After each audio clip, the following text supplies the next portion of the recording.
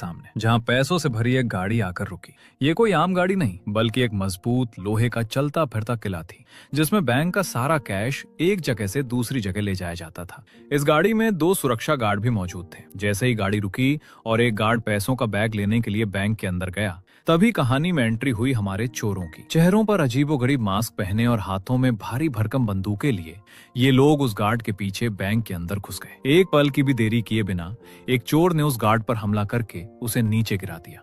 इस हमले के साथ ही बैंक के अंदर का माहौल एक सेकंड में बदल गया। जो लोग अभी तक शांति से अपना काम कर रहे थे, उनकी चीखें निकल गईं, जिसके बाद चोरों का ग्रुप बैंक के स्टाफ पर टूट पड़ा। उन्होंने धमकी दी, सबके सब नीचे लेट जाओ, चुपचाप जमीन पर सो जाओ।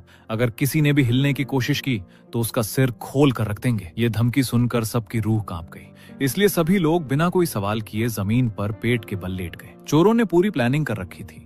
उनमें से 2 लोगों ने तेजी से बैंक के दरवाजे बंद कर दिए ताकि कोई भी अंदर ना आ सके और ना ही कोई बाहर जा सके। उनका अगला कदम सबके मोबाइल फोन छीन लेना था, जिसके लिए उन्होंने सबके फोन इकट्ठा किए और उन पर पानी डाल दिया ताकि कोई भी पुलिस को कॉल ना कर सके। उनकी हर एक हरकत से साफ पता चल रहा था कि ये कोई नए अनाड़ी चोर नहीं, बल्कि पूरे प्रोफेशनल थे। जमीन पर लेटे हुए लोगों में एक लड़की थी जिसका नाम क्लेयर था। वो इस बैंक की मैनेजर थी और डर के मारे बुरी तरह कांप रही थी। तभी एक चोर उसके पास आया और उस पर बंदूक तान कर उसे खजाने का दरवाजा खोलने का हुक्म दिया। क्लेयर, जो पहले से ही इतनी डरी हुई थी, इस धमकी से और भी सहम गई। उसके हाथ पैर ठंडे पड़ गए और डर के मारे वो खजाने का कोड ही भूल गई। वो कांपते हाथों से कोड डालने की कोशिश कर रही थी, लेकिन हर बार गलत कोड डाल रही थी, जिससे चोर उस पर चिल्ला रहा था और दबाव बना रहा था। ये सब देखकर उनके ग्रुप का एक दूसरा सदस्य, जो शायद उनका लीडर था, आगे आया।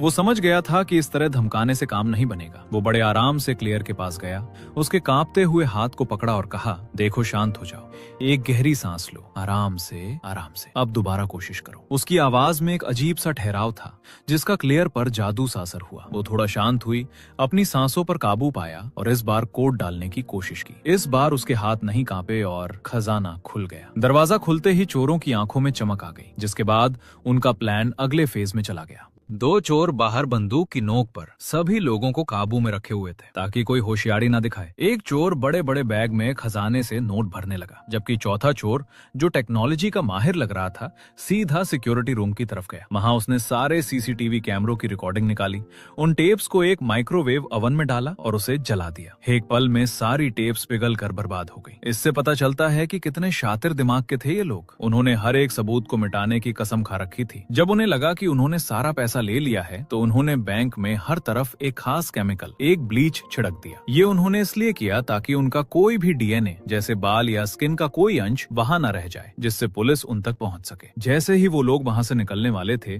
उनके एक सदस्य, जिसका नाम जेम था, उसे पता चला कि किसी ने बैंक का साइलेंट अलार्म बजा दिया है। ये एक ऐसा अलार्म था जो बजने पर आवाज नहीं करता, लेकिन सीधा पुलिस को खबर दे देता है। तभी जेम की नजर एक बैंक कर्मचारी पर पड़ी, जो डर से थर थर कांप रहा था। जेम उसके पास गया और पूछा, तूने बजाया ना अलार्म? और फिर उस आदमी को एक घूंसा मारा। इसी बीच क्लेयर, जो जमीन पर लेटी हुई थी, हिम्मत करके अपना सिर उठाया। उसकी नजर जेम की गर्दन पर बने एक टैटू पर पड़ी, जिसे उसने अपने दिमाग में छाप लिया। दोस्तों, इस टैटू को याद रखना, क्योंकि ये कहानी में आगे बहुत बड़ा काम आने वाला है। जब चोरों को ये एहसास हुआ कि अलार्म बज चुका है और पुलिस किसी भी पल वहां पहुंच सकती है, तो वो घबरा गए। भागने के लिए उन्हें एक सुरक्षित रास्ता चाहिए था। तभी उनके दिमाग में एक आइडिया आया। उन्होंने क्लेयर को अपने साथ बंधक बना लिया। जिस तरह वो बैंक के अंदर आए थे, उसी तरह वो क्लेयर को पकड़कर बाहर निकले। उन्होंने पैसों से भरे बैग अपनी गाड़ी में डाले, क्लेयर को भी गाड़ी में धक्का दिया और वहां से तेजी से निकल गए। थोड़ी दूर जाकर जब उन्हें लगा कि वो पुलिस की पहुंच से बहुत दूर आ गए हैं, तब उन्होंने क्लेयर की आंखों पर पट्टी बांध दी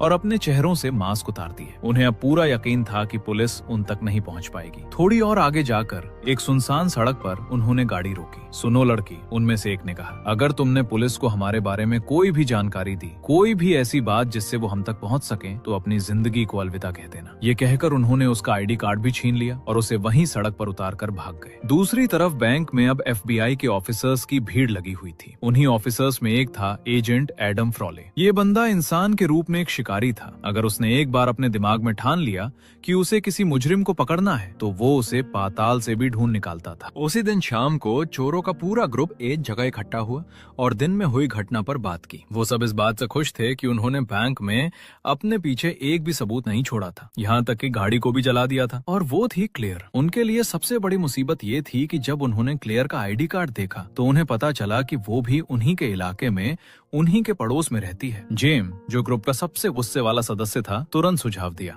हमें उसे खत्म कर देना चाहिए। लेकिन डग, जो ग्रुप का लीडर लग रहा था, इस बात से साफ इनकार कर दिया। उसने कहा, ये बेवकूफी होगी, FBI जरूर उस पर नजर रख रही होगी। अगर हम में से कोई भी उसके घर के आसपास भी दिखा तो हम सीधा पकड़े जाएंगे। तुम चिंता मत करो, उसका ID कार्ड मुझे दे दो, मैं इस मामले को संभाल लूंगा। जेम पहले तो थोड़ा हिचकिचाया, लेकिन आखिर में उसके पास और कोई रास्ता नहीं बचा, इसलिए उसने क्लेयर का ID कार्ड डग को दे दिया। अब कहानी का फोकस एजेंट फ्रॉले और क्लेयर पर आया। फ्रॉले क्लेयर से पूछताछ कर रहा था। बेचारी क्लेयर अभी भी उस हादसे के सदमे से बाहर नहीं निकल पाई थी और बुरी तरह से कांप रही थी। क्या तुमने उन चोरों का चेहरा देखा? फ्रॉले ने पूछा। नहीं, क्लेयर ने जवाब दिया। जब वो बैंक में थे तो उन्होंने मास्क पहना हुआ था और जब उन्होंने मुझे गाड़ी में बिठाया तो उन्होंने मेरी आंखों पर पट्टी बांध दी थी। उसके बाद ही उन्होंने अपने मास्क उतारे। फ्रॉले को उसकी बात पर थोड़ा संदेह हुआ। तो फिर उन्होंने तुम्हें जिंदा क्यों छोड़ दिया? उसका ये सवाल सुनकर क्लेयर घबरा कर बोली, जब उन्हें लगा कि वो पुलिस से बच निकले हैं तो उन्होंने मुझे धमकी दी कि मैं आप लोगों से कुछ ना कहूं और मुझे जाने दिया। जैसे ही अंधेरा हुआ, हमारे चोर एक फूलों की दुकान पर गए। वहाँ वो एक आदमी को मिले जिसका नाम था फर्गी, जिसे उन्होंने लूट के पैसों में से उसका हिस्सा दे दिया। डक के चेहरे से साफ लग रहा था कि वो ये पैसे उसे खुशी से नहीं दे रहा था। ये फर्गी कौन था और बिना चोरी में शामिल हुए उसे हिस्सा क्यों मिल रहा था? ये राज आगे खुलेगा। वहाँ से निकलने के बाद डग सीधा एक क्लब में गया, लेकिन डग वहाँ मौज मस्ती करने नहीं गया था। वो शराब जैसी बुरी आदतों से दूर रहने की कोशिश कर रहा था, इसलिए वो काउंटर पर बैठा सिर्फ जूस पी रहा था। अगली सुबह हमने डग को क्लेयर के घर के बाहर उस पर नजर रखते हुए देखा। वो क्लेयर का पीछा करते करते एक लॉन्ड्री की दुकान तक पहुंच गया, जिसके बाद वो दुकान के अंदर चला गया। उसने पूरा प्लान बना रखा था। वो एक अखबार उठाकर एक मशीन के पास बैठने का नाटक करने लगा। तभी क्लेयर उसके पास आई। एक्सक्यूज मी, क्या आपके पास छुट्टे पैसे हैं? मुझे अपने कपड़े सुखाने हैं। डग ने अपनी जेब चेक करने का नाटक किया। नहीं, माफ करना, मेरे पास तो नहीं है। क्लेयर ने कहा, कोई बात नहीं, मैं इन्हें घर ले जाकर ही सुखा लूंगी। जैसे ही वो अपने कपड़े उठाने के लिए झुकी, उसकी नजर उन कपड़ों पर लगे खून के धब्बों पर पड़ी। ये उसी दिन के धब्बे थे जब बैंक में लूट हुई थी। उन धब्बों को देखते ही उसे वो पूरा मंजर याद आ गया और वो कांपने लगी। उसकी आंखों से आंसू बहने लगे। डग इस मौके को हाथ से जाने नहीं देना चाहता था, इसलिए वो उसके पास गया। क्या हुआ? तुम ठीक तो हो? नहीं, कुछ नहीं, वो सिसकते हुए बोली। मैं बस थोड़ी परेशान हूँ, हाल ही में मेरे साथ कुछ बुरा हुआ है। डग ने उसकी इस कमजोरी का फायदा उठाया। उसने कहा, अगर तुम बुरा ना मानो तो क्या हम बाहर चलकर कुछ पी सकते हैं? डग देखने में काफी हैंडसम था और ऊपर से वो इतना शरीफ और भला इंसान बनने का नाटक कर रहा था कि क्लेयर उसके जाल में फंस गई। वो तुरंत उसके साथ जाने के लिए तैयार हो गई। उसी रात हमने उन दोनों को एक रेस्तरां में बैठे देखा, जहां उनके बीच बातों का सिलसिला शुरू हुआ। वो एक दूसरे के बारे में जानने लगे। डग में जाहिर सी बात है उसे झूठ बोल दिया कि मैं कंस्ट्रक्शन के काम में छोटे मोटे कॉन्ट्रैक्ट लेता हूँ। डिनर के बाद वो बाहर टहलने निकले और यहाँ साफ दिखने लगा कि उन दोनों के बीच एक कनेक्शन बन गया है। क्लेयर को वो पसंद आने लगा था और डग भी, जो उसे सिर्फ फंसाने के इरादे से आया था, अब सच में उसे पसंद करने लगा था। अगली सुबह हमने देखा कि FBI के इन्वेस्टिगेटर्स उस बैंक में थे जहां लूट हुई थी। वहां उन्हें एक सुराग मिला। जिस तरह से चोरों ने एक ट्रांसफार्मर को तबाह किया था, वो तरीका बहुत ही अनोखा था। उन्होंने एक टेक्नीशियन से पूछा तो उसने बताया कि इस तरह से ट्रांसफार्मर को तबाह करने के लिए उस इंसान का वेरिको नाम की कंपनी में काम करना जरूरी है। डग फिर से क्लेयर से मिलने उसके घर के सामने पहुंचा। होपफुली वो उसे एक और डेट पर ले जाना चाहता था। क्लेयर बाहर आई, उससे मिली, लेकिन इससे पहले कि वो कहीं जाते, क्लेयर ने उसे रोका। मुझे तुम्हें कुछ बताना है, उसने कहा। डग के दिल की धड़कन बढ़ गई।